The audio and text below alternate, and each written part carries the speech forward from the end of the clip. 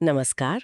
आज हम भारत के नक्शे को समझने की कोशिश करेंगे, लेकिन सिर्फ एक जमीन के टुकड़े की तरह नहीं, बल्कि एक ऐसी कहानी की तरह जो भारत के दोस्त, दुश्मन और शायद भविष्य भी तय करती है। बिल्कुल।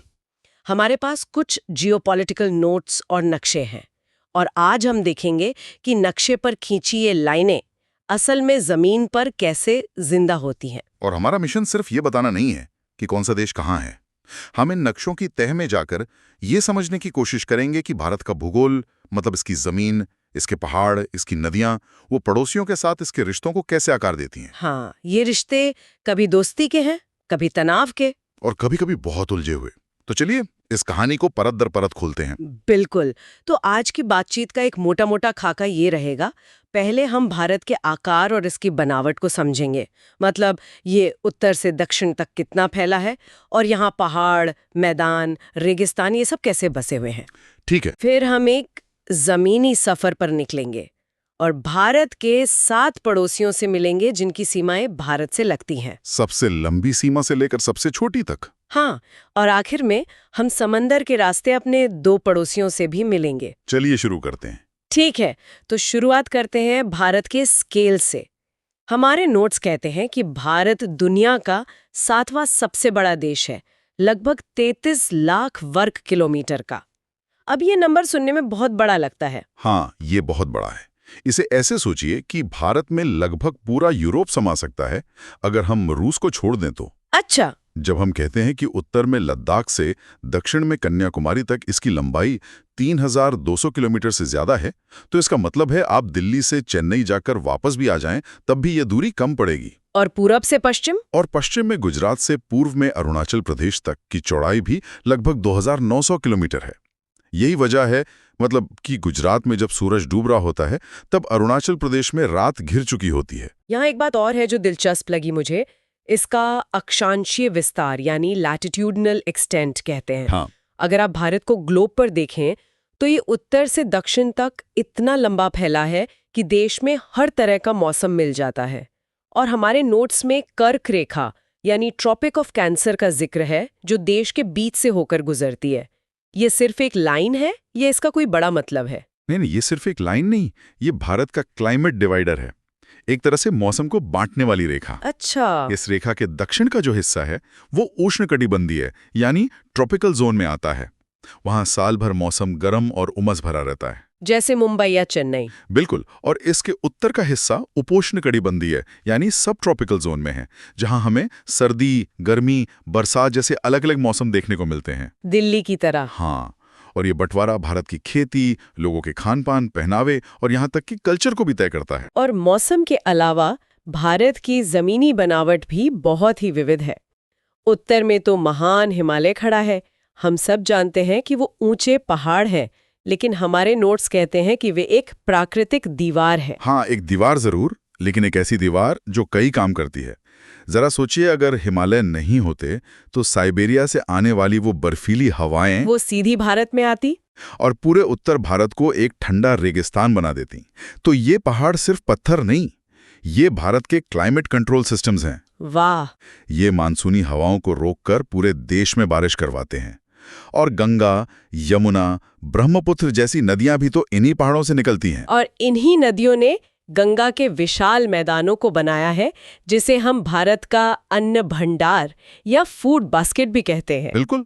सबसे ज्यादा आबादी यहीं रहती है और देश की राजनीति का केंद्र भी यही इलाका है, जहां सबसे ज्यादा लोकसभा सीटें हैं। और इस पूरी तस्वीर को पूरा करते हैं पश्चिम में थार का रेगिस्तान, दक्षिण में खनिजों से भरा दक्कन का पठार और दोनों तरफ लंबे लंबे तटीय मैदान। यही विविधता ही भारत को सिर्फ एक देश नहीं बल्कि एक उपमहाद्वीप बनाती है, एक ऐसा विशाल भूभाग जिसकी अपनी एक अलग पहचान है। चलिए अब इस उपमहाद्वीप की सीमाओं पर चलते हैं। भारत की जमीनी सीमा जो 7 देशों को छूती है, 15,000 किलोमीटर से भी ज्यादा लंबी है। बहुत लंबी। अब यहाँ एक सवाल है जो मुझे बहुत दिलचस्प लगा। अगर किसी से पूछा जाए कि भारत की सबसे लंबी सीमा किस देश के साथ है, तो ज्यादातर लोग शायद चीन या पाकिस्तान का नाम लेंगे, है ना? हाँ बिल्कुल, यही पहला ख्याल आता है। लेकिन हमारे स्रोत बताते हैं कि जवाब बांग्लादेश है। ये थोड़ा चौंकाने वाला है। ऐसा क्यों है? ये इसलिए चौंकाता है क्योंकि नक्शे पर बांग्लादेश छोटा दिखता है, लेकिन इसकी जो सीमा है ना, वो सीधी नहीं है, वो बहुत ज्यादा घुमावदार है। अच्छा। नदियों और जमीन के साथ मुड़ती रहती है। ये 4000 किलोमीटर से भी ज्यादा लंबी है। इतना ज्यादा? हाँ, और ये इतनी लंबी है कि ये भारत के 5 राज्यों पश्चिम बंगाल, असम, मेघालय, त्रिपुरा और मिजोरम सब कुछ छूती है। तो ये सिर्फ एक राजनीतिक लाइन नहीं है? बिल्कुल नहीं, ये एक सांस्कृतिक जुड़ाव भी है। भाषा, खान-पान, संगीत सब कुछ दोनों तरफ बहुत मिलता जुलता है। और फिर 1971 में बांग्लादेश की आज़ादी में भारत की जो भूमिका थी, उसने इस रिश्ते को और भी गहरा बनाया है। तो बांग्लादेश के साथ हमारी सीमा जहां संस्कृति और सहयोग से जुड़ी है, वहीं अब हम एक ऐसी सीमा की ओर बढ़ते हैं जो ठीक इसके विपरीत है, मतलब ऊंचाई, तनाव और अविश्वास से भरी हुई। बात करते हैं चीन की। हाँ, चीन के साथ हमारी सीमा लगभग 3500 किलोमीटर लंबी है और ये दुनिया की सबसे जटिल और संवेदनशील सीमाओं में से एक है। और ये कोई एक सीधी लाइन भी नहीं है? नहीं, ये कोई एक लाइन नहीं है। ये 3 हिस्सों में बटी है। लद्दाख वाला पश्चिमी सेक्टर, हिमाचल और उत्तराखंड वाला मिडिल सेक्टर और सिक्किम और अरुणाचल प्रदेश वाला पूर्वी सेक्टर। और तीनों ही जगहों पर विवाद है। और इसका भूगोल इसे और भी मुश्किल बना देता होगा। बहुत ज्यादा।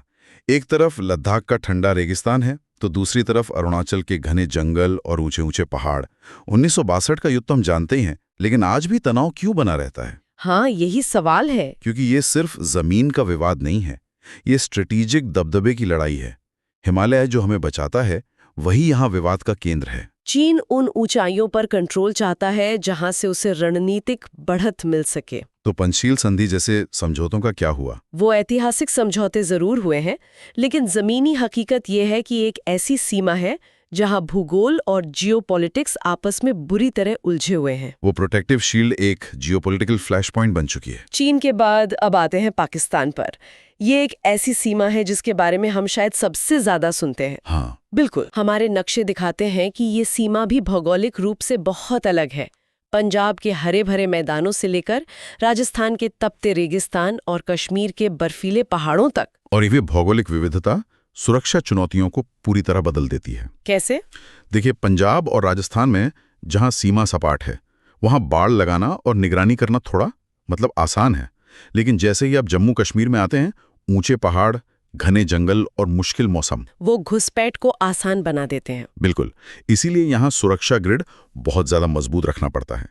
ये सीमा 1947 के बंटवारे की एक दर्दनाक विरासत है, और इसका जो ऐतिहासिक बोझ है वो इसे और भी संवेदनशील बना देता है। कारगिल संघर्ष जैसी घटनाएं भी तो इसी मुश्किल भूगोल का नतीजा थीं। हाँ, वो टकराव इसी मुश्किल भूगोल में लड़े गए। तनावपूर्ण सीमाओं से हटकर अब कुछ अलग तरह के पड़ोसियों की बात करते हैं। नेपाल, जिसके साथ हमारी 1700 किलोमीटर से ज्यादा की सीमा है, इसे अक्सर खुली सीमा या ओपन बॉर्डर कहा जाता है। हाँ, ये सुनने में बहुत अच्छा लगता है, लेकिन इसका जमीनी मतलब क्या है? इसका जमीनी मतलब ये है कि दोनों देशों के नागरिक बिना वीजा के आ जा सकते हैं। ये ऐसा है जैसे हम दिल्ली से नोएडा जाते हैं।